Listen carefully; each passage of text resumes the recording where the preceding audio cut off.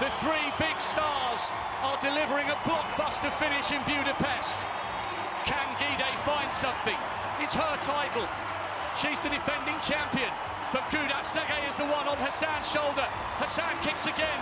Gidduutti, the 1500-meter specialist, going toe-to-toe over 6.25 miles. Oh, and Gidduutti caused Hassan to stumble. It's an Ethiopian 1-2-3. She manages to smile. Gidey goes back across onto the track to console her. She was coming up on her outside, Gidduutti. She might have gone past her, but at the very least, Sifan Hassan would have collected the silver.